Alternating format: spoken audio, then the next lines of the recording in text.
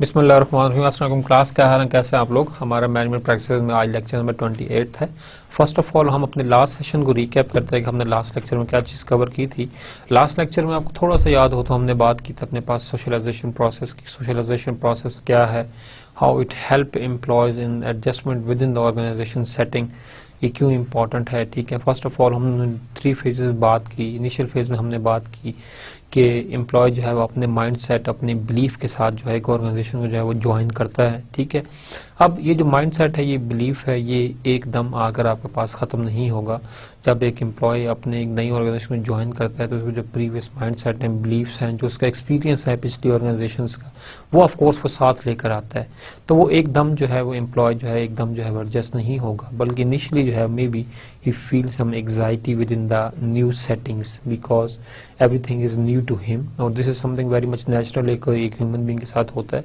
आप किसी नई जगह जाएं तो आपको बिल्कुल अजीब अजीब सा लगेगा शुरू में, फिर आहिस्ता आहिस्ता आप जो है ऑन टू हो जाएंगे and then something like that.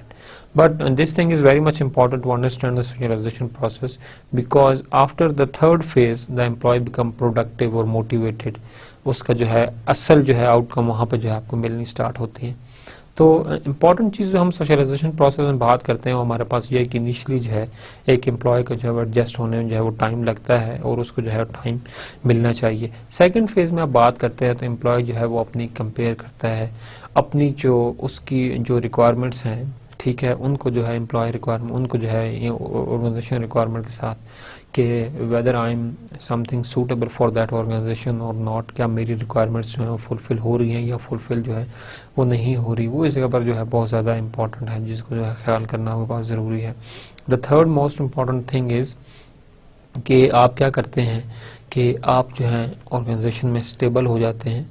आप जो है एम्प्लॉय की जो प्रेफरेंसेस है या जो ऑर्गेनाइजेशन की जो रिक्वायरमेंट्स हैं उनको प्रॉपर अंडरस्टैंड करते हैं, उसे आप प्रॉपर समझते हैं और फिर आप उसे क्या करते हैं, फुलफिल करने की जो है वो कोशिश करते हैं। और ये वो लेवल होता है थर्ड फेज, जिसे हम कहते हैं मीटामॉर्फोसिस फेज।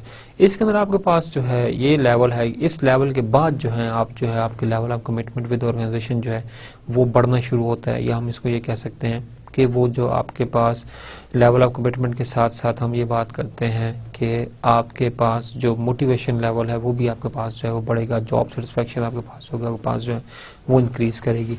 फिर हमने बात की हमारे पास के जो आपके पास डिफरेंट मैनेजमेंट के फंक्शंस हैं उनके ऊपर कल्चर जो है किस तरह से जो है इफेक्ट करता है। ठीक है, फॉर एग्जांपल हमने प्लानिंग में बात की कि जो प्लानिंग है वो इंडिविजुअली की जाती है या एक टीम के अंदर की जाती है। So of course this is organisational culture. हमारे पास एक कल्चर की डायमेंशंस हैं कि हमारे पास जो है आप इंडिविजुअल परफॉर्मेंस को प्रेफर करते हैं या आप टीम परफॉर्मेंस को जो है ज़्यादा प्रेफर करते हैं।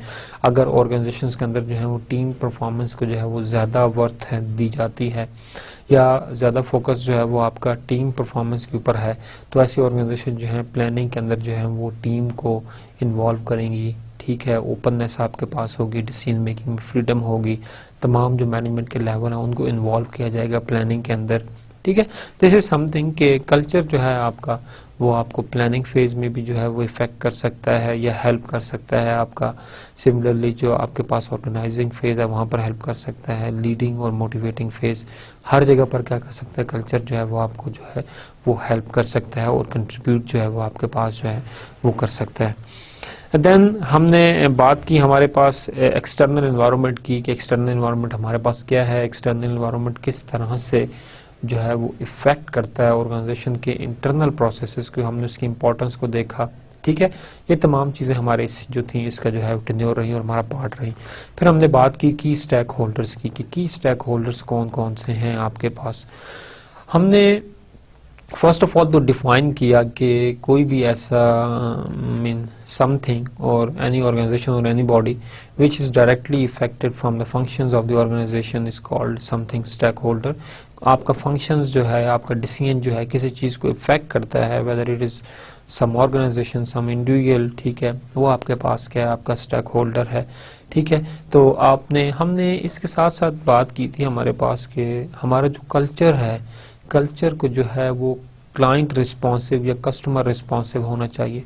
और वो रिस्पॉन्सिव कैसे होगा, ठीक है, उसके बारे में हमने बात की। फिर हमने की स्टेक होल्डर्स के बारे में बताया। फिर हमने कहा how to manage the stakeholder, कि जो स्टेक होल्डर्स हैं उनको अंडरस्टैंड करना, उनकी रिक्वायरमेंट को अंडरस्टैंड करना, ठीक है, उनको लिस्ट करना कि कौन से स्टेक होल्डर ज़्यादा हमें इफेक्ट करेगा या हमारा डिसीजन किस स्टेक होल्डर के ऊपर जो है वो ज़्यादा इफेक्ट डालेगा, ठीक है, इन चीज़ों को मैनेज करना। और फिर एंड के ऊपर जो है एक कंपेरेबल सा एक जो है वो डिज़ाइन बनाना, रिसाइड डिज़ाइन, जिस वजह से आप जो है उसको जो क्या करें, उसको आप एडजस्ट कर सकें, मोटिवेट कर सकें अपनी चीज़ों को। उसके साथ जो है आपने इस चीज़ को मैनेज करना है, देखना है किस तरह से आपके पास चीज़ें होंगी।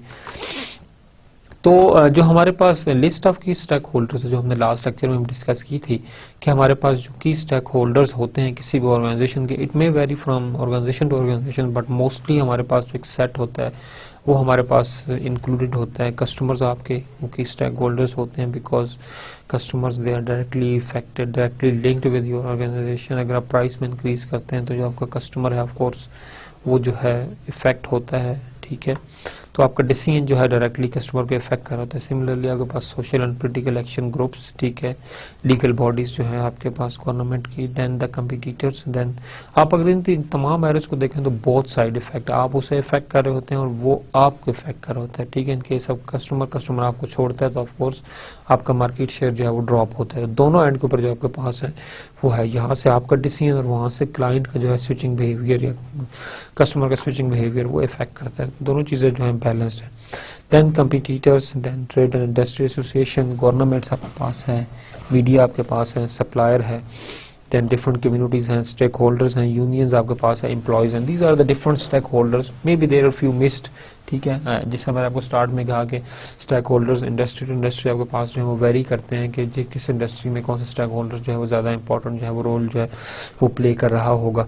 तो ये हमारा लास्ट लेक्चर था। हम आज के लेक्चर में जो बात करेंगे, हम बात करेंगे what is the social responsibilities, ठीक है, and how the things can be move from the obligation to the responsiveness, and then similarly what are the factors which affect the employ ethics, employee ethics को कौन सी behave कर। Then we should discuss something about the moral development, what is the moral development and what are the stages involve in the moral development, हम उसके ऊपर जो है आज बात करेंगे। So first of all we should discuss about what is the social responsibility. Social responsibility क्या है, how organization can contribute in the social responsibility, ठीक है, this is one of the latest topic. First of all, we should look into the classical view of the social responsibility. Management's only social responsibility is to maximize profit that create a financial return by operating the business in the best interest of the stakeholders, owners or corporation. This is the classical view.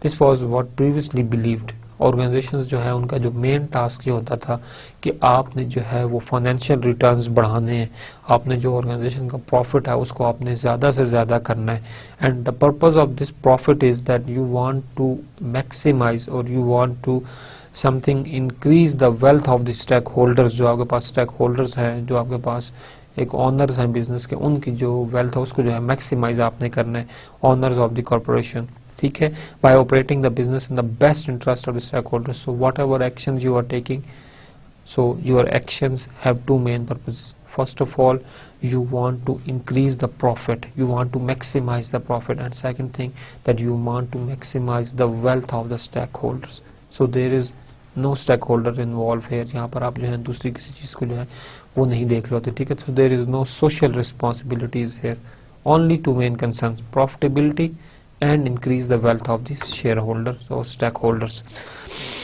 Expending the firm's resources on doing social good unjustifiably increases cost that lower the profit of the owner and raises the profit to the customer. और यहाँ पर जो हमारे पास concern है वो थोड़ा सा different है कि अगर आप कुछ इस तरह का करते हैं जिसमें कि सोशल गुड्स, ठीक है, तो आपके पास अनजस्टिफाइबल है कि आप अपने प्रॉफिट में से कुछ हिस्सा जो है आप वहाँ पर कंट्रीब्यूट कर रहे हैं। ऐसा ऑफ कोर्स आप जब करेंगे तो ऑफ कोर्स वहाँ पर चीज़ें जो हैं थोड़ी सी डिफरेंट आपके पास होंगी, ठीक है। अब आप फर्म के रिसोर्सेज को इस तरह से एक्सपेंड करें कि आप जो है वो सोशली कुछ कंट्रीब्यूट करना शुरू कर दें, विच इज़ अनजस्टिफाइबल इंक्रीजेबल, जो unjustifiable the increases the cost that lower the profit. अगर आप जो है वो वहाँ पर कंट्रीब्यूट करेंगे तो आपका प्रॉफिट मार्जिन जो है वो लो होगा to the owner and raise the prices to the customer. अब आपके पास दोनों चीजें होंगी, ठीक है। कस्टमर के लिए जो प्राइस है वो आपके पास बढ़ाएगी, ऑफ कोर्स प्रॉफिट आप जब वहां पे लगा रहे हैं सोशल गुडनेस की तरफ, तो ऑफ कोर्स यहाँ से आप कस्टमर के प्राइस जो है बढ़ाएंगे, और उसके साथ साथ जो आपका एक स्टेक होल्डर्स है उनका जो प्रॉफिट रेशियो है वो आपके पास होगा, वो आपके पास डिक्रीज कर जाएगा। So what is social responsibility, इसका सोशो इकोनॉमिक व्यू। इससे पहले हमने इसका क्लासिकल व्यू देखा। क्लासिकल व्यू में हमने दो बातें की। फर्स्ट ऑफ ऑल हमने ये देखा कि जो आपके पास ऑर्गेनाइजेशन है उसका जो मेन पर्पस है वो यही है कि आपने प्रॉफिट को मैक्सिमाइज करना है और आपने जो मैक्सिमाइज करना है जो शेयर होल्डर्स हैं उनकी वेल्थ को। सेकंड मोस्ट इंपॉर्टेंट चीज जो हमने देखी वो हमारा ये कंसर्न रहा कि हमारे पास अगर हम सोशल गुडनेस की तरफ जो है वो कंट्रीब्यूट करते हैं तो इसकी वजह से आपके पास जो प्रॉफिट मार्जिन है, ठीक है, जो शेयर होल्डर्स का, स्टेक होल्डर्स का, वो आपके पास मिनिमाइज हो जाएगा और जो कस्टमर कॉस्ट है वो आपके पास इंक्रीज हो जाएगी। So now we are discussing about the socio economic view. ये हमारे पास क्या है, management social responsibility goes beyond making profit to include protecting and improving social welfare. Socio economic view जो है उसका प्रोस्पेक्टिव समथिंग डिफरेंट है कि जो ऑर्गेनाइजेशन का मेन फोकस है वो सिर्फ ये नहीं है कि आप अपना प्रॉफिट जो है उसको मैक्सिमाइज करना है और आपने जो अपने शेयर होल्डर वेल्थ है उसको आपने जो है वो बढ़ाना है। ये प्रोस्पेक्टिव जो है यहाँ पर जो है उसको डिक्लाइन किया गया, उसको निगेट किया गया। यहाँ पर जो फोकस है वो ये है कि management social responsibility go beyond making profit. ये प्रॉफिट से कुछ आगे की बात है आपके पास। सिर्फ प्रॉफिट जो है, शेयर होल्डर वेल्थ को बढ़ाना, सिर्फ ये जो है वो नहीं है आपके पास ऑर्गेनाइजेशन का फंक्शन, बल्कि to include protecting and improving social welfare, but organizations also have to, of course they have to increase the profit margin, but they have to contribute something. They have to contribute and they have to contribute in the production and improvement of the social welfare. आपने social welfare जो है बढ़ानी है, आपने जो है वो protection देनी है, ठीक है। ये आपके पास जो है यहाँ पर आपके पास क्राइटेरिया जो है थोड़ा सा डिफरेंट है। क्लासिकल के अंदर हम जो सिर्फ प्रॉफिट पर फोकस करें, यहाँ हम कह रहे हैं नहीं, profit is good but you have to think beyond that thing which is about the social responsibility. Corporations are not independent entities responsible only to stakeholders. यहाँ पर हम यही बात कर रहे हैं, कोई भी कॉर्पोरेशन है, ऑर्गेनाइजेशन है, they are not only made और meant for the stakeholders. उनका कोई है कुछ और भी रोल है, रिस्पॉन्सिबिलिटीज हैं which they have to recognize. Firms have a moral responsibility to a larger society to become involved in social, legal and political issues to do the right things. The focus must be on to do the right things. हमारे पास firm की सिर्फ जो है profitability नहीं है बल्कि कुछ और social, legal and political issues हैं, कुछ कंसर्न्स हैं जो कि फर्म्स जिसकी रिस्पॉन्सिबल हैं and they must have to cater these things. हमारे पास जो to whom is management responsible, जब हम कॉर्पोरेट सोशल रिस्पॉन्सिबिलिटी या हम सोशल रिस्पॉन्सिबिलिटी की बात करते हैं, to whom then management is responsible. First of all अगर आप देखें थोड़ा सा आपके पास कॉर्पोरेट सोशल रिस्पॉन्सिबिलिटी के ऊपर हमारा ज्यादा फोकस है, तो at the stage 1 and stage 4 हमारे पास डिफरेंट स्टेजेस हैं। हमारे पास स्टेज 1 के ऊपर जो है सोशल रिस्पॉन्सिबिलिटी जो है वो लेसर है, बिकॉज ऑनर है और मैनेजमेंट है, आपके पास टॉप मैनेजमेंट है और ऑनर्स हैं, ठीक है, जो आपके पास मेन स्टेक होल्डर्स हैं वो ही आपके पास इन्वॉल्व है। स्टेज 2 एंड स्टेज 3 के ऊपर जो है आपकी जो है वो जो सोशल रिस्पॉन्सिबिलिटी है वो जो है आपके पास बढ़ जाती है, ठीक है, at the employee and as well as constituents in the specific environment, ठीक है। जो इंग्रेडिएंट्स आपके पास स्पेसिफिक एनवायरनमेंट्स के जो कंपोनेंट्स हैं स्पेसिफिक एनवायरनमेंट के, वहां पर आपके पास सोशल रिस्पॉन्सिबिलिटी जो है वो बढ़ जाती है। फॉर एग्जांपल एम्प्लॉय एंड के ऊपर जो है आपने एम्प्लॉय की जो है फॉर एग्जांपल उनके जो बेनिफिट्स हैं, डिफरेंट किस्म के हेल्थ बेनिफिट्स हो सकते हैं, सिक्योरिटी बेनिफिट्स हैं, डिफरेंट जो इश्यूज हैं जो कि समथिंग जिसके ऊपर कॉस्ट आती है, but these are something important to be realised, ठीक है, जिनको रियलाइज करना इम्पॉर्टेंट है ऑर्गेनाइजेशंस के लिए, टॉप मैनेजमेंट के लिए, ठीक है, कि वो उसको रियलाइज करें, इसकी इंपॉर्टेंस को समझे और यहाँ पर जो हम कंट्रीब्यूट करें। सेकंड थिंग जो आपके पास जो स्पेशल कंपोनेंट इन एनवायरनमेंट, अगर आप मैन्युफैक्चरिंग ऑर्गेनाइजेशन में है तो environment this is something more important thing for you. तो ऑफ कोर्स आप whatever production you are doing, if the production is using some chemical which is harmful to the environment, so there must be responsible, the company must have some social responsibility to protect the environment, ठीक है।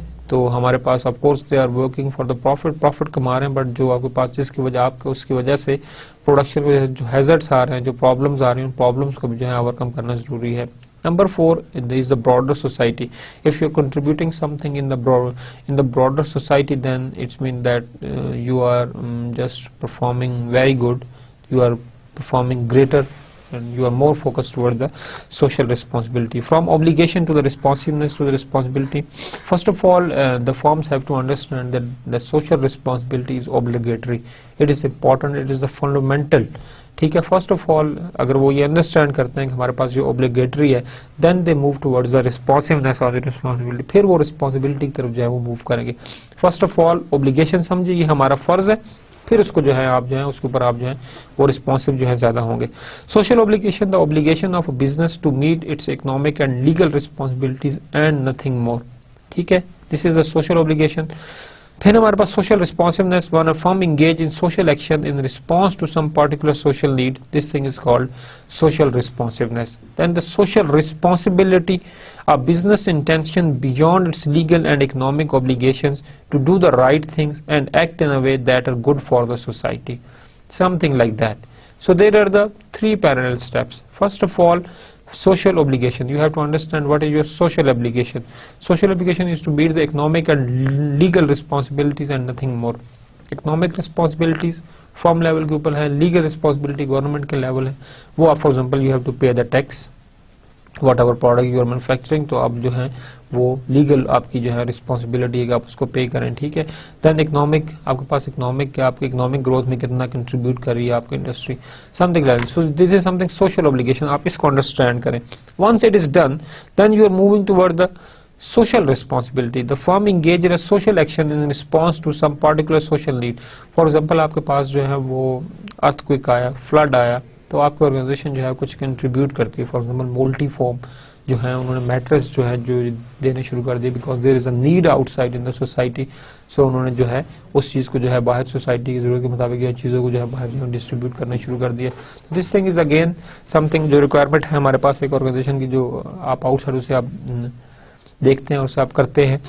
Then आप वो बात करते हैं social responsibility की. आपके पास business intention beyond its legal and environmental and economic obligation. It's beyond economic and legal obligation. Tax पे करते हैं, ठीक है जी, टैक्स आप देते रहें, इकोनॉमिकली कंट्रीब्यूट करते हैं, ओके करते रहें, but this is something beyond that. This is something that you are fulfilling the requirement of the local society to do the right things and act in a way that are good for the society. ठीक है, आप environmentally good हैं, environmentally आप इस तरह के actions लेते हैं कि वो environmental प्रोडक्शन भी आपके पास है, और जो भी उस केमिकल की हैजर्ड उसके आपके पास जो आपके पास सोसाइटी वो भी आपके पास जो है डिस्टर्ब नहीं हो रही. मोस्ट ऑफ द टाइम हम देखते हैं कि आपके पास बहुत सी इंडस्ट्रीज होती हैं, वो इंडस्ट्रियल स्कॉलरशिप्स होती हैं, जो फलानी इंडस्ट्री की ये स्कॉलरशिप है, तो something they are contributing something in the education, mean in the social need. Education आपकी सोशल रिक्वायरमेंट है, उसके अंदर जो है वो कंट्रीब्यूट कर रहे होते हैं. फॉर एग्जाम्पल आप अगर जॉनसन की देखें, जॉनसन एंड जॉनसन हमारे पास मल्टीनेशनल कॉर्पोरेशन है, उनके अगर हम कोड देखें, ठीक है, और क्रीडो, तो उनके जो है इसके अंदर थोड़ी सा हम इसको देखते हैं हमारे पास. तो आपके पास इनिशियल, फिर मैं थोड़ा फाइनल पढ़ता हूँ. आपके पास we believe our first responsibility is to the doctor, nurses and patients, to mothers and fathers and all other who use our products and services. In meeting their needs, everything we do must be of high quality. Whatever we are doing, we have to do something high quality. We must constantly strive to reduce our cost. ठीक है, ये इनका एक internal है कि हम cost किस तरह से मिनिमाइज करें in order to maintain responsible reasonable prices. Then हम देखें तो हमारे पास जो लास्ट पैराग्राफ है, तो यहाँ लिखा है our final responsibility to our stakeholders. Final जो है वो स्टेक होल्डर्स हैं.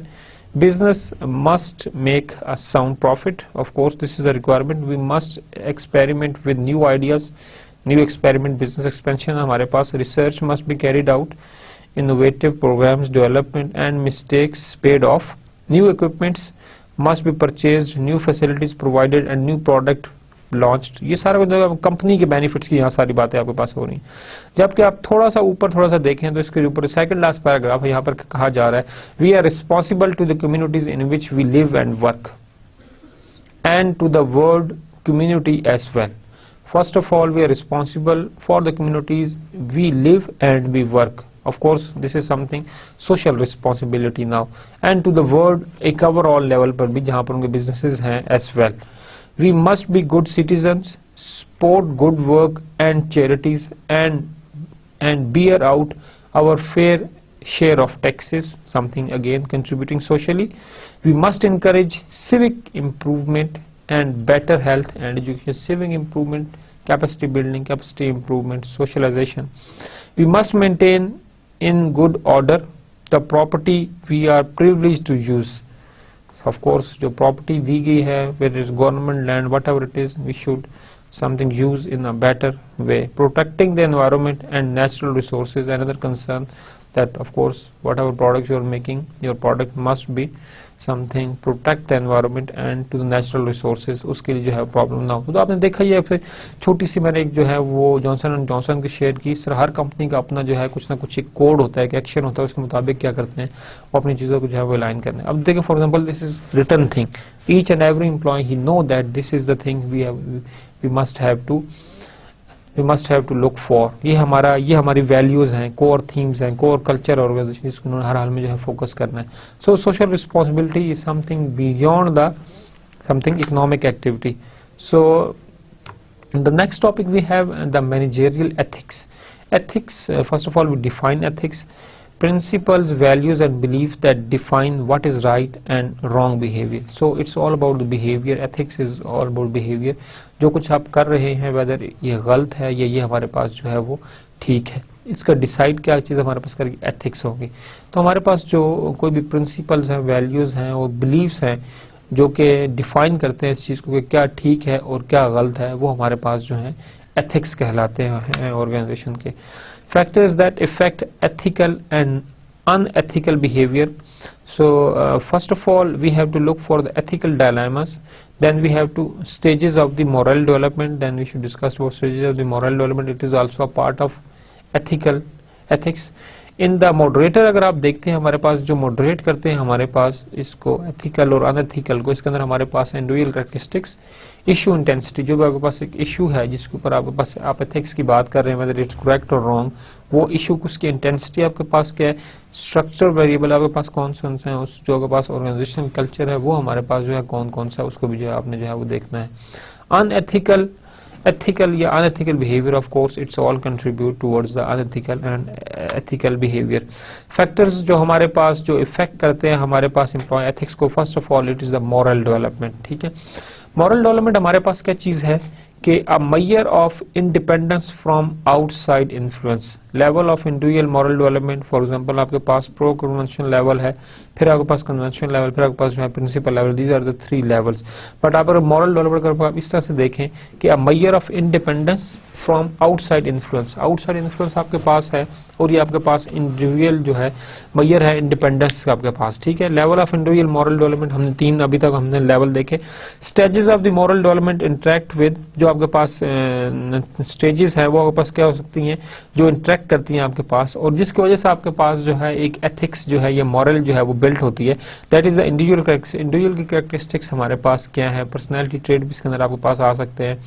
ठीक है, जो आपकी एज है, एक्सपीरियंस है आपका, ये तमाम चीज़ें आपके पास जो है इसके अंदर जो है वो कंट्रीब्यूटिंग फैक्टर्स जो आपके पास जो है वो हो सकते हैं. The organisation structural design, organisation का स्ट्रक्चर का डिज़ाइन क्या है. ठीक है, हायरार्की आपके पास ऑर्गेनाइजेशन में क्या है, जो आपके पास पावर है वो किस तरह से डिस्पर्स्ड है, आपके पास जो ऑर्गेनाइजेशन है वो वेदर एक सेंट्रलाइज्ड ऑर्गेनाइजेशन या वो डिसेंट्रलाइज्ड ऑर्गेनाइजेशन है, ये तमाम चीज़ें जो हैं this is something very contributing towards the moral development. The organisations culture, the most important thing कि ऑफ कोर्स हम बात कर रहे हैं कि हम एम्प्लॉय एथिक्स की बात कर रहे हैं, तो वहाँ पर ऑर्गेनाइजेशन कल्चर जो है बहुत ज़्यादा एक इम्पॉर्टेंट जो है वो कंट्रीब्यूटिंग फैक्टर है आपके पास. अब ऑर्गेनाइजेशन कल्चर के अंदर नॉर्म्स, वैल्यूज, जो बिलीव्स हैं, ऑफ कोर्स एम्प्लॉय भी उसी तरह से ही एक्ट करेगा जिस तरह से ऑर्गेनाइजेशन का जो है इंटरनल कल्चर जो है वो जो है उसको जो है वो फेवर करेगा, ये सपोर्ट करेगा. ऑफ कोर्स अगर रिस्ट्रिक्शन है तो एम्प्लॉय कभी भी एक एक्टिविटी नहीं करेगा, क्योंकि ऑर्गेनाइजेशन कल्चर में वो चीज़ जो है वो रिस्ट्रिक्ट है, वो तमाम वो चीज़ें करेगा जिसकी प्रिविलेज जो है वो आपको ऑर्गेनाइजेशन कल्चर जो है वो आपका देगा. तो of course culture is something which is something जो इफेक्ट करता है ऑर्गेनाइजेशन की एम्प्लॉय की एथिक्स को. ठीक है, और मोरल बिल्डिंग में भी समथिंग कंट्रीब्यूट करता है. The intensity of the ethical issue कितना ज्यादा बड़ा है, ठीक है, किस तरह से वो कंट्रीब्यूट करता है. उसकी इंटेंसिटी क्या है, जो प्रॉब्लम है जिसका सोल्यूशन हम चाह रहे हैं कि वेदर वी शुड एक्ट और whether we should not act, वो इशू जो है उसकी इंटेंसिटी क्या, this thing is again important. हमने अभी बात की हमारे पास कि मॉरल डेवलपमेंट जो हमारे पास है उसकी 3 हमारे पास लेवल्स हैं, 3 हमारे पास स्टेजेस हैं। उसमें हमने फर्स्ट लेवल बात की थी, वो हमारे पास था जी प्रो कन्वेंशनल लेवल, सेकंड हमने कहा जी कन्वेंशनल लेवल, एंड थर्ड हमारे पास जो है वो हमारे प्रिंसिपल लेवल है। ये हमारे पास 3 डिफरेंट लेवल्स हैं जो कि कंट्रीब्यूट करते हैं towards the moral development of an employee. First level हम बात करते हैं, हमारे पास है preconventional level. Preconventional level हम देखें हमारा striking to rule to avoid physical punishment. Second हमारे पास पॉइंट है following the rules only when doing so is in your immediate interest. ठीक है, आप रूल तभी फॉलो करते हैं जब वो रूल्स हम आपके पास क्या हो, वो आपके इमीडिएट इंटरेस्ट के अंदर हमारे पास। This thing is something pre conventional stage. जबकि हमारे पास कन्वेंशनल फेज जो है living up to what is expected by people close to you. Now you start following the rule, you are living according to the people expectations. ठीक है, with in the organisation आपके जो surrounding में जो लोग हैं जो वो आपसे एक्सपेक्ट करते हैं कि आप इस तरह से बिहेव करें, इस तरह से रहें, ये नॉर्म्स और वैल्यूज फॉलो करें, आप उनके उन रिक्वायरमेंट के मुताबिक क्या कर रहे हैं, आप सब कुछ जो है उसको आप फॉलो कर रहे हैं। तो हमारे पास नंबर 4 पे है maintain conventional order by fulfilling obligation to which you have agreed. ऑफ कोर्स एक मोरल डेवलपमेंट है, और जब भी आप ऑर्गेनाइजेशन के अंदर आते हैं तो एथिक्स जो है, ये कल्चर जो आपके पास है, ये ऑफ कोर्स एक प्रॉपर स्ट्रक्चर जो है वो समथिंग सेटअप है, प्रिंसिपल्स हैं, and you have to follow that. You have to maintain conventional order by fulfilling obligation to which you have agreed. So you have to fulfill all the obligations, ठीक है, which for which you admitted that you should fulfill or you should follow that. In the principal level, moral building में हम बात करते हैं, हमारे पास valuing rights of other and upholding absolute values and rights regardless of the majority's option. यहाँ पर आपके पास जो है, अब आप जो है वो मैच्योर फेज के अंदर हैं। यहाँ जो आप बात कर रहे हैं, बात करेंगे valuing rights of the other, कि यहाँ पर जो है आप दूसरों की राइट्स को जो है वैल्यू देते हैं, एंड अपहोल्डिंग एब्सोल्यूट वैल्यूज, और एब्सोल्यूट वैल्यूज को जो है वो आप अपहोल्ड करते हैं, उनके ऊपर आप जो है वो कंप्रोमाइज नहीं करते, and rights regardless of the majority opinion. Majority का जो भी ओपिनियन हो, but you should focus on the valuing rights of the others and upholding the absolute. इन दोनों के ऊपर जो है आप जो है कंप्रोमाइज नहीं करते। ठीक है, and the last important thing is following self chosen ethical principle even if they violate the law. ठीक है, एंड पे आप क्या बात करेंगे, self chosen ethical principle even if they violate the law, आप उसको जो है फॉलो करते हैं। So these are the different stages for the moral development, and that stages was taken from the Kohlberg research paper, and the title of the paper is Moral Stages and Moralization, the Cognitive Development Approach. ठीक है, this paper was published in Moral Development and Behavior Journal. That is also a theory, research and societal issue.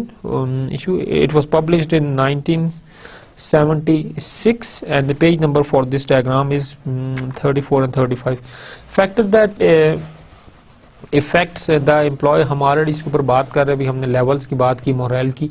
ठीक है, अब हमारे पास moral development, हमारे पास जो research conclusions हैं उनको हम देखते हैं। People proceed through the stages of the moral development sequentially. लोग जो है वो एकदम जंप नहीं करते हमारे पास प्रिंसिपल फेज के ऊपर या कन्वेंशनल या अनकन्वेंशनल फेज, बल्कि हमारे पास क्या वो सीक्वेंस हमारे पास चलते हैं। ठीक है, फर्स्ट ऑफ ऑल वो फर्स्ट फेज पे जाते हैं, फिर सेकंड में जाते हैं, फिर आपके पास थर्ड पे जाते हैं। वो डायरेक्टली जो है जंप नहीं लगाते, डायरेक्टली जो है किसी लेवल के ऊपर जो है फोकस नहीं करते आपके पास। There is no guarantee of the continuous moral development, हमारे पास कोई श्योरिटी एश्योरेंस ऐसी नहीं है, कोई ऐसी मेजरमेंट जिसे हम पता करेंगे हमारे पास जो है मॉरल डेवलपमेंट जो है वो एक कंटिन्यूस प्रोसेस है। ठीक है, आपके पास मोरल जो है कभी भी किसी भी स्टेज के ऊपर जो है वो लो आपके पास हो सकता है, डिक्रीज मोरल आपके पास जो है वो हो सकता है। ठीक है, सो हम इसकी ये बात करेंगे हमारे पास कोई एक यूनिवर्सल टूल ऐसा नहीं है कि जो किसी चीज को जो है वो मेजर करे। Most adults are in stage good corporate citizen. ठीक है, जो ज्यादातर हमारे पास जो एक लास्ट फेज है वहाँ पर आप जो है जो स्टेज है वहाँ पर हम इसको देखते हैं गुड कॉर्पोरेट सिटीजन का जो फोकस है, इसको जो है हम इसको जो हम देखते हैं। हमारे पास individual characteristics affecting ethical behaviour, first of all हमने एथिक्स की बात की थी, अब हम बात कर रहे हैं वैल्यूज की। Basic convictions about what is right और wrong on a broad range of issues. ठीक है। एक बेसिक कन्विक्शन जो हमारे पास एक ओवरऑल जो एक एग्रीमेंट है किसी चीज के ऊपर कि गलत है या सही है, ठीक है। ब्रॉड रेंज ऑफ इशू, एक ऐसा इशू जिसकी रेंज हमारे पास क्या है, बहुत ज्यादा, क्या के पास क्या है, वो ब्रॉड है, ठीक है। Whether it is right, weather it is wrong, ठीक है, इट इज समथिंग जिसके बारे में कुछ कहा नहीं जा सकता, ठीक है। बट स्टिल हमारे पास जो ब्रॉड कन्विक्शन है हमारे पास, ठीक है, हमने जो है उसको जो है फॉलो करना होता है। When you follow the broad conviction about what is right and wrong, ठीक है, जो हमारे पास ज्यादातर लोगों का तज्जिया होगा, देन इट विल बिकम आपके पास वैल्यूज हैं। So what are the individual characteristics which actually affect the ethics और वैल्यूज और something in the moral, affect the moral of a person. First of all the personality variables. Personality variables में हमारे पास जो सबसे important thing है that is the ego, ego strength. Ego is something के अना आपके पास है, अना जो है उसके बारे में बात की जा रही है, ठीक है। अना इज समथिंग के आप अपनी जो चॉइस है उसको प्रिविलेज करो ओवर द अदर्स चॉइस, ठीक है। ईगो अना, बहुत से लोगों को एक डिसीजन है बट आपका डिसीजन कुछ और है। So now you are supporting और you are favouring your choice, ठीक है, ऑन बिहाफ ऑफ द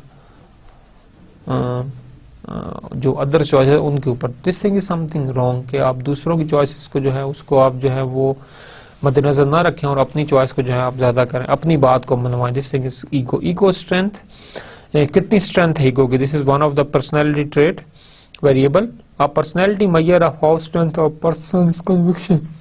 एक पर्सन कितना कमिटेड है अपनी बात के साथ या अपनी उसके साथ, अपने नजरिए के साथ, ठीक है। आपका नजरिया भैया गलत है but still you are just strongly convicted with that something, then it is called ego strength, कि आप कितनी ज्यादा ईगो में कितनी स्ट्रेंथ है। Locus of the control, it is something the control, a personality attribute that measures the degree to which people believe they control their own life. Of course, this is some sort of internal control. It is more psychological. ठीक है। Internal locus of control आपका जो है कि आप कितना believe करते हैं या लोग कितना बिलीव करते हैं कि वो एक चीज को अपनी लाइफ में जो है कंट्रोल कर सकते हैं।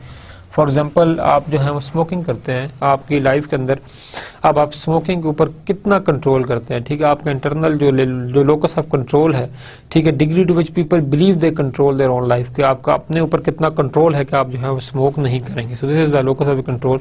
तो लोगों का अपनी जिंदगी के ऊपर कितना कंट्रोल है, ये जो बिलीफ है, that belief is called locus of control. It is also a personality attribute. So there are two kinds of the locus of control. First of all, internal locus of control, and the second one is external locus of control. So internal locus of control, the belief that you control your destiny. आप जो हैं अपनी किस्मत को जो है वो control कर सकते हैं. This is internal locus of control. Whatever is there in the world, I am the one who can control these things. This is internal locus of control. अब इसकी कितनी स्ट्रेंथ है आपकी. External locus of control, believe that what happened to you is due to the luck और chance.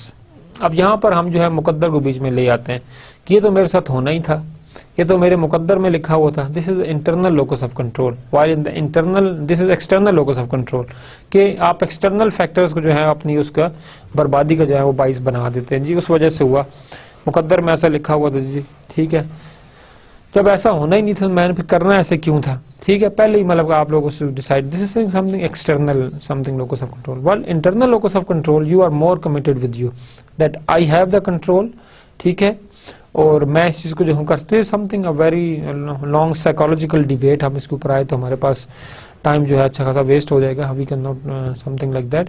But of course मतलब कि हमारे पास क्वेश्चन ये है कि whether we should look for the internal locus of control, we should go for the external locus of control. ये कौन से ऐसे हमारे पास करैक्टर हैं. कुछ लोग समझते हैं कि हम अपनी पर्सनैलिटी की खुद, अपनी डेस्टिनी को हम खुद कंट्रोल करते हैं. Whatever mistakes we make, this is our mistake. हमने गलती की है तो हमसे जो है वो गलती हुई है, ठीक है. जबकि हमारे पास एक्सटर्नल लोकस ऑफ कंट्रोल, हम कहते हैं जी मुकद्दर में ऐसे लिखा हुआ था, ठीक है, फलाना बंदा मुझे नहीं मिला जी, मेरे मुकद्दर में ऐसा नहीं था, ठीक है, फलानी चीज में डॉक्टर नहीं बन सका, मेरे मुकद्दर में ऐसा लिखा था. बनने जब ने लिखा था तो फिर मैंने एक एफर्ट करनी, ठीक है, फिर लोग एफर्ट करना छोड़ देते हैं. This is something very psychological, a big debate, but these are the simple definitions for that. अच्छा, जो हमारा नेक्स्ट वेरिएबल है, हमने अभी बात की हमारे पास डिफरेंट वेरिएबल्स हमारे पास जो है, जो हमारे पास कंट्रीब्यूट करते हैं टुवर्ड्स द मोरल डेवलपमेंट. इसमें हमारे पास एक और जो इंपॉर्टेंट फैक्टर है, जो वेरिएबल है, वो हमारे पास है स्ट्रक्चर वेरिएबल, ठीक है, कि हमारे पास जो ऑर्गेनाइजेशन के अंदर जो स्ट्रक्चर है, जो आपके पास गाइड भी करता है और इन्फ्लुएंस भी करता है, वो हमारे पास जो है स्ट्रक्चर वेरिएबल के अंदर आता है। स्ट्रक्चर वेरिएबल के हमारे पास जो सबसे इंपॉर्टेंट चीज है जिसको आपने देखना है वो हमारे पास ये है कि आपके पास जो ऑर्गेनाइजेशन के अंदर डिफरेंट प्रोसेसेस हैं, फॉर एग्जांपल रिवॉर्ड मैनेजमेंट का प्रोसेस आपके पास क्या है, फॉर एग्जांपल आपके पास जो है परफॉर्मेंस अप्रेजल सिस्टम कैसा है।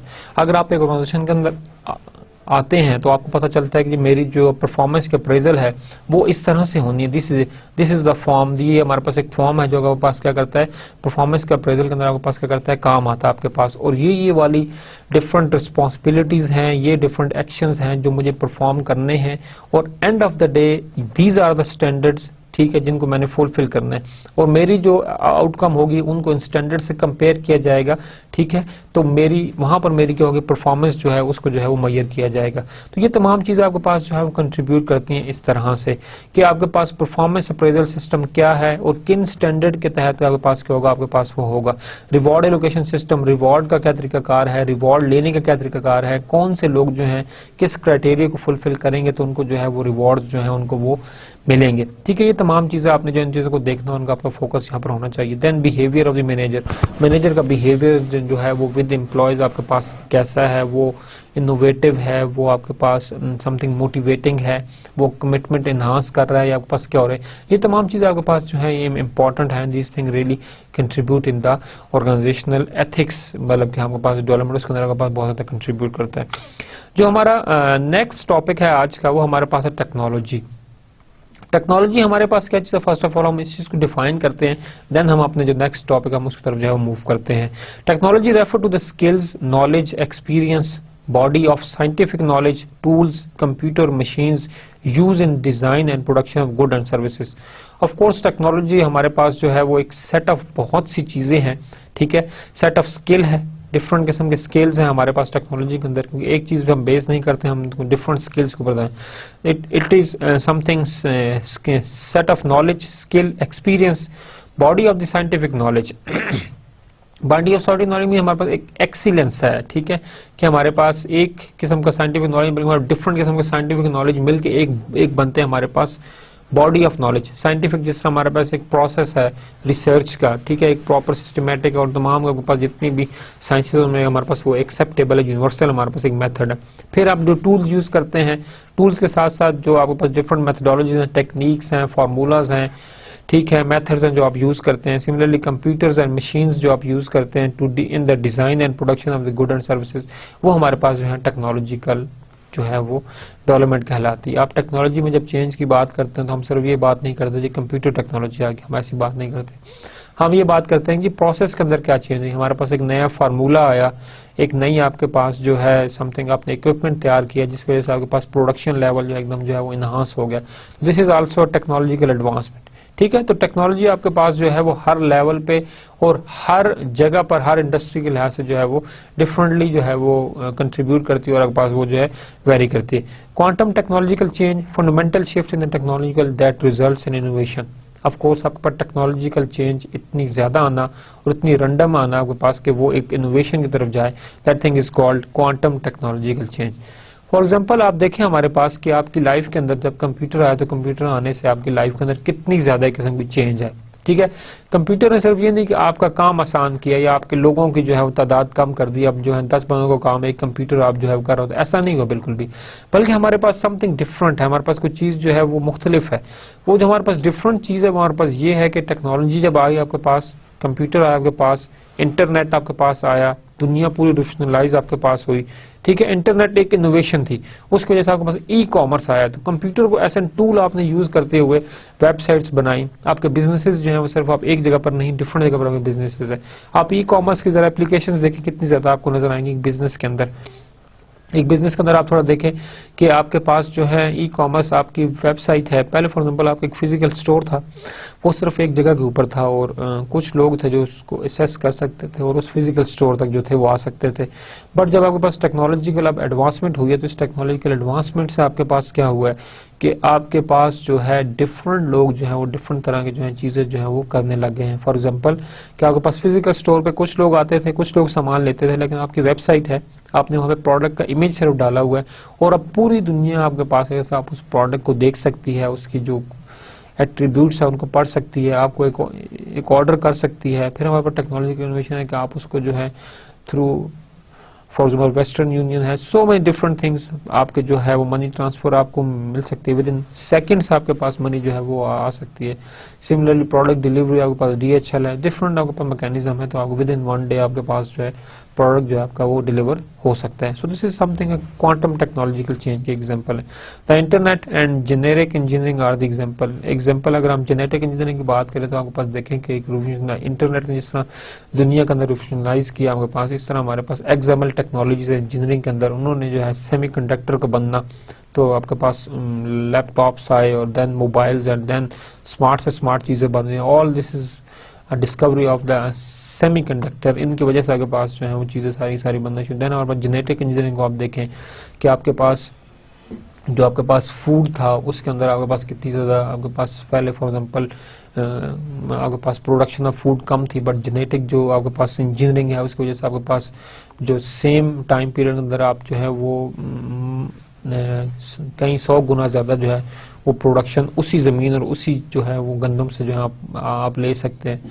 तो दिस इज समथिंग कि आपके पास जो है जेनेटिक इंजीनियरिंग ने जो आपके पास जो है कंट्रीब्यूट किया, ना सिर्फ फैसिलिटेट किया है बल्कि आपके पास जो है वो इनोवेशन और जो प्रोडक्टिविटी इन्हांसमेंट हर जगह पर आपके पास क्या है, आपके पास जो है वो फोकस जो है वो रहा है यहाँ पे टेक्नोलॉजी का आपके पास। This is something contributing factor. Incremental हमारे पास technological change, it refers to the refinement of the current technology over time. ठीक है, रिफाइनमेंट्स आपके पास कि आपके पास एक टेक्नोलॉजी आई एंड विद टाइम आपके पास जो है उसके अंदर जो है वो चेंजेस होती रही और फिर एंड द टाइम में हमारे पास वो जो है एक ओवरऑल जो है वो एक वेल डिफाइंड टेक्नोलॉजी की शेप बनी। फॉर एग्जांपल आपके पास सॉफ्टवेयर आते हैं, अगर आपको याद हो सॉफ्टवेयर जब आपके पास आते हैं तो पहले उसका आपके पास जो है वो फर्स्ट वर्जन आता है, that thing is called beta version. फिर उसके बाद आपके पास और आपके पास फॉर एग्जाम्पल विंडो आपके पास आती है, विंडो के बाद आपके पास जो है फिर आपके पास सर्विस पैक 1, सर्विस पैक 2, आपके पास क्या है जो भी बग्स होते हैं, जो एक एरर्स होते हैं विंडो के अंदर, वो उन सर्विस पैक्स के अंदर आप क्या करते हैं उनको आप जो है वो रिमूव कर लेते हैं। दिस इज समथिंग अगेन आपके पास जो है वो कंट्रीब्यूट करता है। दिस इज सेम थिंग हमारे पास जो इंक्रीमेंटल टेक्नोलॉजिकल चेंज भी इसी तरह से कि टेक्नोलॉजी आई और विद टाइम आपके पास के उसके अंदर इंप्रूवमेंट्स ऐड होती रही एंड फिर वापस वो अपने पास मैच्योर फेज में चलेगी। Most from seek incremental product innovation which allows constant but small improvement हमारे पास। ठीक है, आपके पास जो है प्रोडक्ट के अंदर जो डिफरेंट प्रोसेसेस हैं उनके अंदर चेंजेस आ सकती हैं, कंपोनेंट्स के अंदर चेंजेस आ सकती हैं। ठीक है, तो आपके पास but industrial level manufacturing industry की बात करें तो देयर आर टेक्नोलॉजिकल चेंजेस, ठीक है, इंक्रीमेंटल बट स्मॉल चेंजेस, एकदम एब्रप्ट चेंज जो है पूरी की पूरी उसके अंदर जो है वो पॉसिबल बस नहीं है। इफेक्ट ऑफ टेक्नोलॉजिकल चेंज हमने बात की भी क्वांटम टेक्नोलॉजिकल चेंज, इंक्रीमेंटल हमने टेक्नोलॉजिकल चेंज की बात की। इनका इम्पैक्ट जो है आपके पास क्या हो सकता है? Effect of the technological change, many products undergo constant change and improvement. Of course ये electronic product provide a great example. हमारे पास जो है फ्रिज के अंदर देखें, रेफ्रिजरेटर के अंदर देखें तो आपके पास नई से नई इंक्रीमेंटल चीजें आती रहती है जो कि ज्यादा इफेक्टिव। टीवी को आप देखें, ट्यूब वाले टीवी आया करते थे, ट्यूब सिस्टम था उनके अंदर। ठीक है, आपके पास करते करते अब आपके पास जो है वो LCD आ चुकी है। ठीक है, और स्लिम स्मार्ट चीजें आपके पास चीजें डिफरेंट चेंज हो चुकी हैं। This change can be a threat to a firm that are slow to improve but provides benefit to the firms that adjust. ठीक है, आपके पास उन फर्म्स के लिए जो कि टेक्नोलॉजिकल डेवलपमेंट में स्लो है उनके लिए तो एक थ्रेट है, बट जो इस टेक्नोलॉजिकल एडवांसमेंट में बहुत आगे चली गई वो हमारे पास क्या है कि वो हमारे पास एक इम्प्रूवमेंट है। ठीक है, फॉर एग्जांपल आप एग्जांपल ने आपके पास समथिंग कोडक की एग्जांपल, आपने कोडिंग की जो फिल्म थी वो इतनी ज्यादा आपके पास सेल हुआ करता था, but with time digital cameras, mobile के अंदर इतनी चीज आ गई तो कोडिक सब अब देखें आपके पास जो कैमरा का बिजनेस है वो एटलीस्ट जो है आपके पास खत्म होता चला जा रहा है कि जो वो एक कैमरा था जिसमें आपके पास वो डलती थी कैसेट्स वगैरह, अब वो चीजें आपके पास यूनिक हैं, वो चीजें आपके पास मिलती भी नहीं है। तो समथिंग बिजनेस उनका बिल्कुल ड्रॉप डाउन होकर रह गया। ठीक है, इतनी ज्यादा आपके पास इनोवेशन हुई, तो अगर वो भी इस चीज के अंदर आगे बढ़ते, डिजिटल में आगे आते और अपने आप को आगे इनहांस कर टेक्नोलॉजी में, तो वो भी आपको उस एडवांसमेंट में आगे बढ़ते, but did not taken the steps, so now they are something very much behind. Technological change in both a threat and an opportunity. For example, हमारे पास Smith Corona typewriter company missed out on word processing and it's now out of business. ठीक है, उन्होंने something नई चीज की, आप पीछे रह गए। Microsoft was quick to embrace graphical user interface programs and now is dominate in the software business. सिर्फ एक चीज को देखा उन्होंने और आगे चले गए। प्रोडक्ट लाइफ साइकिल्स, हमारे पास प्रोडक्ट डेवलपमेंट हमने बात की, टेक्नोलॉजिकल इनोवेशन हमारे पास तो एकदम एब्रप्ट चेंज नहीं आती, बल्कि डिफरेंट चेंजेस हैं हमारे पास। तो we should discuss about the product life cycle, refer to the demand changes of the product over time. First of all हमारे पास 4 फेजेस हैं हमारे पास जो है, हमारे पास जो प्रोडक्ट है उसके लाइफ साइकिल हमारे पास जो है 4 फेजेस हैं। वो 4 फेजेस हमारे फर्स्ट ऑफ ऑल है embryonic stage, then we have a growth stage, then we have mature stage, then we have decline stage. हमारे पास थोड़ी हम डायग्राम में देखें तो एम्ब्रियोनिक स्टेज में आपके पास जो है वो डिमांड भी ज्यादा कम होती है और आपके पास प्रोडक्ट जो अभी तक जो है वो इनिशियली आपके पास स्टार्ट में आपके पास होता है, ठीक है।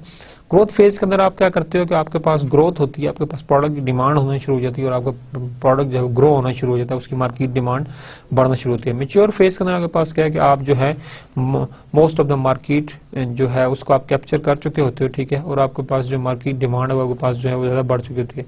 एक हद तक आपके प्रोडक्ट डिमांड रहती है, देन आपके पास क्या होती है वो डिक्लाइन फेज। तो ये आपके पास 4 जो है वो प्रोडक्ट लाइफ साइकिल के जो है डिफरेंट है, relationship between the technological change and life cycle duration हमारे पास जो है, ठीक है जी।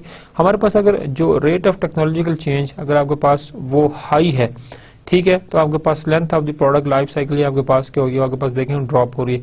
आपके पास जितनी ज्यादा चेंज जो है वो लो है तो आपके पास length of the product life उतनी आपके पास क्या चेंज है आपके पास जो है वो ज्यादा है, ठीक है। अगर आपके पास टेक्नोलॉजिकल चेंज जो है वो एब्रप्ट है तो आपका जो प्रोडक्ट है वो ऑफ कोर्स एकदम नहीं आएगा, बल्कि टाइम लेकर जो है वहां तक आएगा। तो there is relationship between technological change and life duration, ठीक है, length of the product life cycle.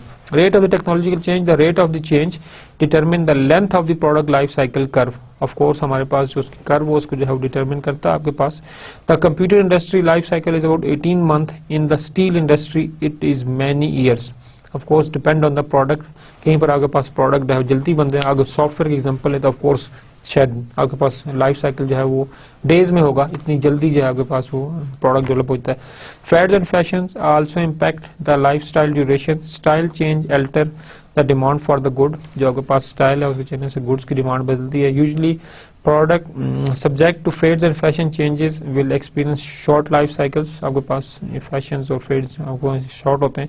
In general life cycles are getting shorter, forcing manager to become more responsive to the client, क्योंकि आपके पास client की demands जो हैं जो बाहर का एनवायरनमेंट है, टेक्नोलॉजिकल चेंज इतनी तेज है, इतनी एडवांसमेंट है कि जो आपके कस्टमर की डिमांड्स है वो भी चेंज होते हैं। So managers have to be more responsive if they want to something go side by side with the technological changes.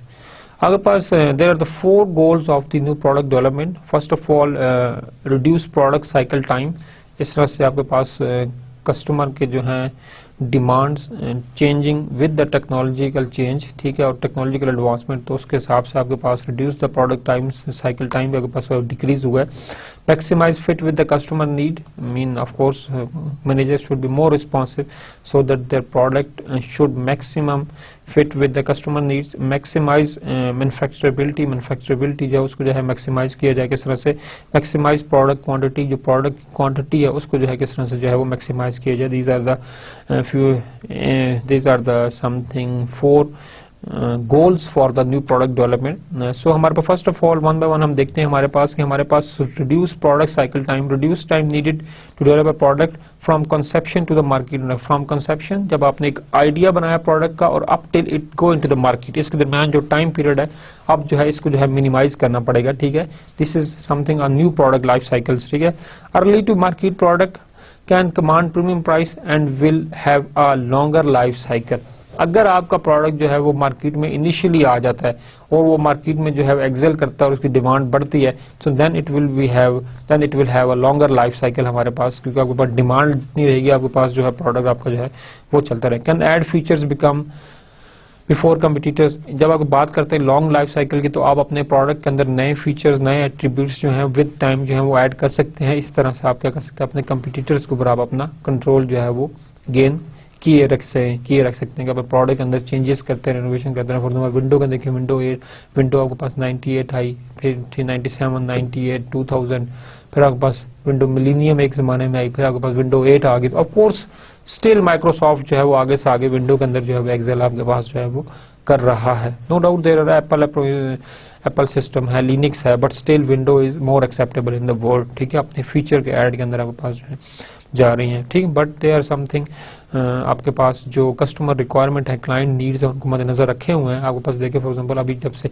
Touch screen आया तो विंडो 8 आपके पास जो है टच स्क्रीन के अंदर, आपके पास लैपटॉप भी जो है वो टच स्क्रीन के अंदर आना शुरू हो गए। तो this is according to the customer requirement, आप अपनी नीड जो है वो उसको चेंज कर रहे हैं। Maximize fit with the customer need, most product fail because they are not design to the customer need. जैसे मैंने अभी एग्जांपल दिया आपके पास कि आपके पास टच स्क्रीन का जो है जब एक टाइम आया तो विंडो 8 जो है वो टच स्क्रीन के फंक्शन आपके पास दिए, you can just do it and everything with the touch with Windows 8.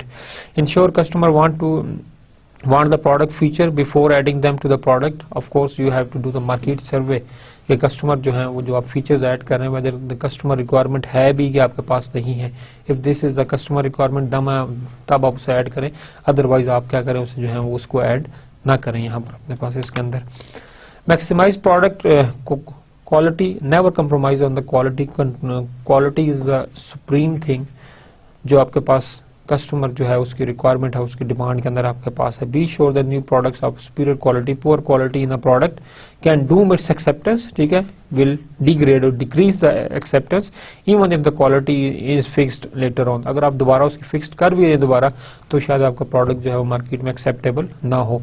Quality problem usually result from rushing product to the market. आप पर अपने प्रोडक्ट को जल्दी से मार्केट में क्या करते हैं वो लाना चाहते हैं, जल्दी लाने के लिए आप क्या करते हैं क्वालिटी पे कॉम्प्रोमाइज करते हैं। So you should take time, थोड़ा सा मार्केट में लेट एंट्री आप हो जाए but still if you have a good quality तो आप फिर भी मार्केट जो है उसको आप गेन कर लेंगे। Another important thing, maximize the manufacturability, the efficiency with which the product is built impact its time to the market, ठीक है। आपके पास एफिशिएंसी, आपके पास जो प्रोसेस है मैन्युफैक्चरिंग का वो ऑफ कोर्स आपके पास जो है मैक्सिमाइज कर सकता है आपके मैन्युफैक्चरेबिलिटी को। Ease of production can shorten the development time. अगर आपके पास मैन्युफैक्चरिंग जो प्रोसेस है वो इफेक्टिव है और वो ईजी है तो आपके पास जो है वो डेवलपमेंट टाइम को जो उसको शॉर्ट कर सकता है। Efficient production can also avoid production problem and improve quality. अगर आपके पास असेंबली लाइन आपकी एफिशिएंट है और इफेक्टिव आपके पास तो अब भी आप अपने प्रोडक्शन प्रॉब्लम्स को जो है वो आप खत्म कर सकते हैं और क्वालिटी की जो है आप उसको एनहांस कर सकते हैं। स्टेज डेवलपमेंट जो हमारे पास फनल प्रिंसिपल है, हम इसको थोड़ा डिस्कस करते हैं। This is the most important in the new product development. First of all हमारे पास प्रिंसिपल 1 जो हमारे पास है वो हमारे पास क्या है, using a stage gate development funnel. हम स्टेज गेट डेवलपमेंट फनल तक हम सिर्फ बात करेंगे, हमारे कोर्स का यही सिर्फ कंटेंट्स होंगे। Managers often try to find too many projects at once. कई दफा आपको जो होता है एक दफा में बहुत ज्यादा जो है प्रोजेक्ट्स जो है एक ही कंपनी के अंदर डिफरेंट प्रोजेक्ट्स जो है एट अ टाइम आपके पास जो है वो चल रहे होते हैं। Stage 1 consider all new ideas those that are feasible and meet the strategic goal of the firm go through the gate 1। अब आपके पास जब एक आप बात करते हैं विजन की या मिशन की, विजन हमारे पास एक फ्यूचर प्लान है, मिशन हम जो कर रहे हैं करंट पोजीशन हमारे पास है, तो आप कोई भी जब एक्टिविटी परफॉर्म करने लगते हैं so there are lot of ideas for that. अब हर एक आइडिया को इम्प्लीमेंट करना एक मैनेजर की नहीं ना, आपके पास the most important thing is the scarce resources. आपके पास रिसोर्सेज नहीं है, टाइम नहीं, हमने भी बात की कि मार्केट एंट्री जो है आपकी वो जो है बहुत जरूरी है, टाइमली आप मार्केट के अंदर आपका प्रोडक्ट जो है वो इंटर हो जाए। This thing is again very much acceptable कि उसको आपने जो है वो देखना है कि किस तरह से मार्केट के अंदर जो है वो अपना आप जो है वो मनवाता है आपका जो प्रोडक्ट है, इस चीज को देखना जरूरी है हमारे पास। तो first of all you should have to collect all the ideas, ठीक है। पहले उन आइडियाज को आप जो है वो एकमुलेट करें, उनको आप इकट्ठा करें, ठीक है। एंड फिर उन आइडियाज में से आप जो है वो शॉर्ट लिस्ट करें, प्रायोरिटाइज करें कि विच आर द आइडियाज, ठीक है, जो कि हमारे स्ट्रेटेजिक गोल्स को जो है वो फुलफिल करते हैं। तमाम आइडियाज को हम नहीं ले सकते, हम सिर्फ उन्हीं आइडियाज को लेंगे जो कि हमारे विजन और मिशन स्टेटमेंट के साथ हमारी क्या करे, अलाइनमेंट करे या हमारी उसी डायरेक्शन के अंदर हो जो कि हमारे विजन और मिशन स्टेटमेंट का डायरेक्शन है। तो हम उन आइडियाज को जो है वो लेते हैं लेवल 1 के ऊपर, ठीक है। लेवल 2 में focus on the product development plan and then evaluated at gate 2 only the best continue. आपने स्ट्रेटेजिक गोल के साथ मैच किया, अब फेज 2 पे आपने क्या किया, आपने सिर्फ वो वाले प्रोडक्ट डिजाइन करने हैं जो कि आपके पास क्या करते हैं कि आपके पास जो है वो focus on the product development plan and evaluated at gate 2। जो आपके पास प्रोडक्ट डेवलपमेंट प्लान, कि आपके पास प्रोडक्ट डेवलपमेंट प्लान के ऊपर जो आइडियाज फिट बैठते हैं आप उसको लेकर चलते हो और वो आपके पास जो बेस्ट में से बेस्ट होते हैं वो आपके पास गेट 2 के ऊपर आपके पास क्या होते हैं, वो आपके पास शॉर्ट लिस्ट होते हैं। Stage 3 issues are contract book and focusing on the responsibility budget. ये आपके पास गेट 3 आपके पास कॉन्ट्रैक्टिंग, अब ठीक है उसके बारे में जो भी आपने कॉन्ट्रैक्टिंग करनी है आप उसको देखते हैं। On responsibilities budgets resources etcetera. जब आप कॉन्ट्रैक्ट की बात करेंगे तो कॉन्ट्रैक्ट में आपने 3 चीजों को फोकस करना होता है। फर्स्ट ऑफ ऑल आपका फोकस रहता है कि who is responsible for who. आपने जब एक्टिविटीज डिवाइड करनी होती हैं तो वहां पर आपको जो है प्रॉपर रिस्पॉन्सिबिलिटीज जो है वो साइन करनी होती हैं कि that guy is responsible for this, that is responsible for this and that is responsible for this. वहां पर आपको मैनेजर भी बनाने हैं, वहां पर आपको सबऑर्डिनेट्स भी बनाने हैं, यहाँ पे आपको लोगों को अकाउंटेबल बनाना है that you are responsible for that specific activities. तो एक प्रॉपर जो वर्क ब्रेकडाउन स्ट्रक्चर आपके पास बनता है ऑर्गेनाइजेशन के अंदर, वो आपके पास जो है वो रिस्पॉन्सिबिलिटीज डिजाइन करेंगी। बजट्स की फिर हम बात करते हैं कि बजट आपके पास जो है वो कहाँ पर है, ठीक है। तो बजट में आपके पास इशू ये है कि बजट आपने लोकेट करना होता है हर एक्टिविटी के लिहाज से, ठीक है। मोस्ट ऑफ द टाइम हमारे पास ऑर्गेनाइजेशन में एक और इशू है, वो ये है कि आपका जो एक प्रोडक्ट का कंपोनेंट है वो डिपेंड कर रहा है अगले कंपोनेंट के ऊपर। आपका एक component for example component A B C D आपके पास है, तो मे बी सी आपने कंपोनेंट बनाना है तो सी कंपोनेंट बनाने से पहले आपका बी और ए का कंप्लीट होना जरूरी है, ठीक है। तो साइड बाय साइड आपके पास डिफरेंट कंपोनेंट्स आपके पास बन रहे होते हैं, तो आपके पास कॉस्ट जो है हर जगह पर आपके पास क्या होती है, इन्वॉल्व होते हैं आपके पास, ठीक है। तो आपके पास अगर एक प्रोडक्ट ए जो है ए कंपोनेंट नहीं बना, कंपोनेंट ए कंप्लीट नहीं हुआ, इट्स मीन कि बी सी और डी अगले भी आपके पास पारे स्टॉप प्रोसेस जो है वो आपके पास क्या हो जाएगा, वो आपके पास स्टॉप हो जाएगा। तो एक कंपोनेंट का ना बनना बाकियों का आपके पास क्या करेगा, आपके पास जो है उनकी जो डेवलपमेंट है प्रोग्रेस उसको भी जो है वो रोक देगा। तो आपने प्रोजेक्ट में हर एक्टिविटी के ऊपर बजट जो है वो लोकेट करना होता है। बजट इज समथिंग जो कभी भी मैनेजेबल नहीं होता, कॉस्ट अनप्रेडिक्टेबल होती है। मोस्ट ऑफ द टाइम जो बजट आपके पास होता है जो प्रोडक्ट के लिए, ऑफ कोर्स वो हमेशा ओवरलैप कर जाता है, हमेशा ये तो नहीं कि बच जाता है, मोस्ट ऑफ द टाइम बचता तो नहीं है, खैर हमें हमेशा एक्स्ट्रा बजट की जरूरत रहती है प्रैक्टिकल लाइफ, ठीक है। बट स्टिल एक जो मैनेजमेंट की जो प्लानिंग है अगर वो प्रॉपर होगी और अच्छी तरह से प्लान होगी तो वो बजट को अपने प्रॉपरली जो है मैनेज कर पाएंगे।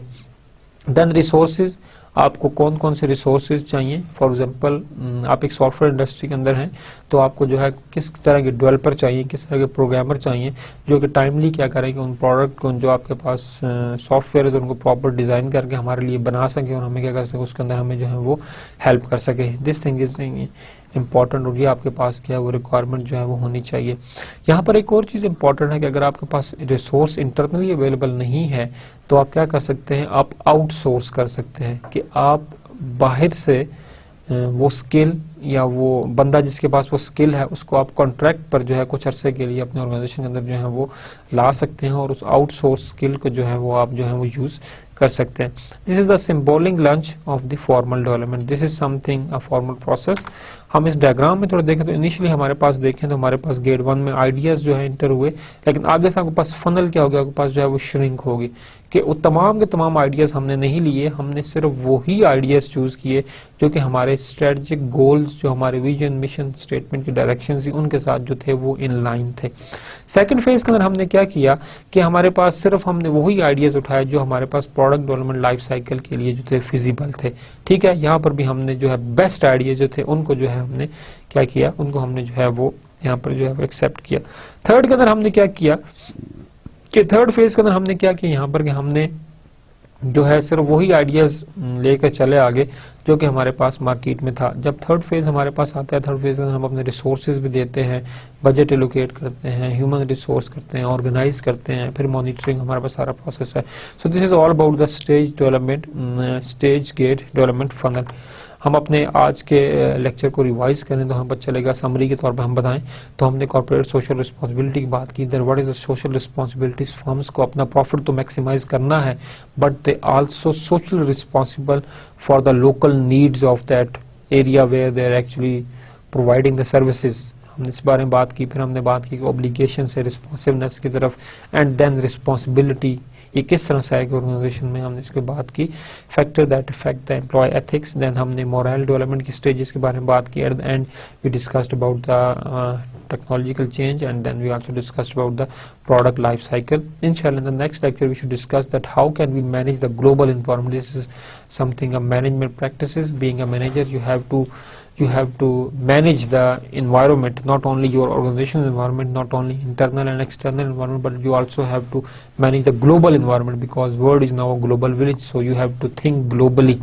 So we should answer the four key questions: that what are the global perspectives, what are different types of the international organizations, how organizations go globally. This is something very much important. We should discuss managing in the global environment, that how managers can manage their organizations in the global environment. So thank you very much for today's lecture. Assalamu alaikum wa rahmatullahi wa barakatuh.